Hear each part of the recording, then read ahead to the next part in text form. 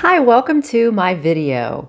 This is a video specific for people out there who know one person diagnosed with an autism spectrum disorder. So what that means is this is a very basic video to better understand what autism looks like as a collective rather than just as evidenced by the behaviors and interactions that you might have had with just one individual with a diagnosis.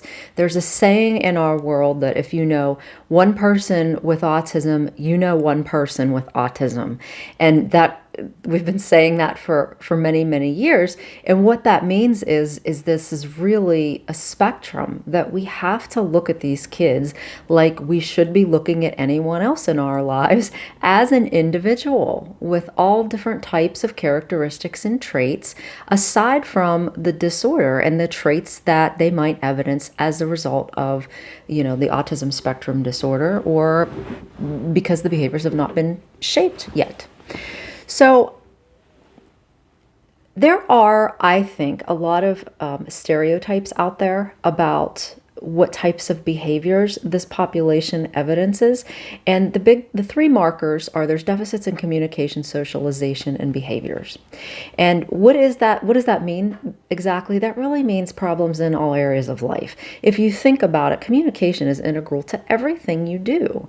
So of course these kids are going to have difficulties at some level with communication. And communication is much more than just the spoken word. So let's put that on pause for this video and move on.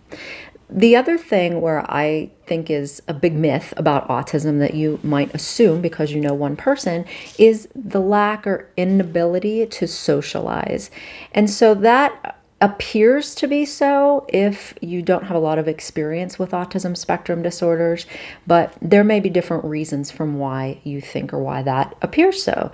The other category is atypical behaviors, maladaptive behaviors, stereotyped behaviors, repetitive behaviors, we used to call them, we still do.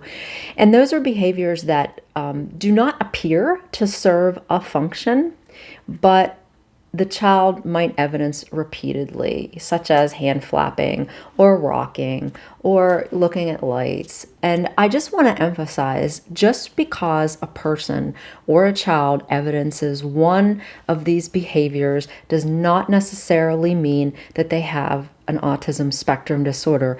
Please go to your local assessment facility, whether it's a child center, whether it's your primary care doctor, or a facility that specializes in autism diagnosis and autism spectrum disorder diagnosis. I've had many stories throughout the years where uninformed professionals who one might think would have the expertise to diagnose would have suggested to parents that just because there's one of those behaviors that the child might have an autism spectrum disorder. There are so many screener assessments and screener tools out there. Please ask your primary care doctor, or again, a facility near you, if you have concerns or if you know someone that you have concerns about. Moving on, if you're interested in the way that I communicate about this population, you're going to see a theme with me that in my practice, and I've always practiced like this, it's been so important for me to understand life, what life is like through the individual who is diagnosed with an autism spectrum disorder's worldview, right? What their life is like and what their worldview is like, meaning how do they see the world? How do they fit all of the pieces of their environment together? How do they assimilate new information? How do they accommodate that into existing information in their mind? And this can get really complicated, but perspective in working with this population is so critical. And I would say that to new practitioners out there who are just starting to work maybe as a PCA or an aide in a school or in community-based service, that really try to understand and learn the world as the child sees it. And we'll talk more in another video about executive functioning and why that's so important. So I hope you enjoyed this video as a good introduction about maybe what you can learn down the road if you're interested in learning more. I'm Mandy Fridger. Thanks for watching.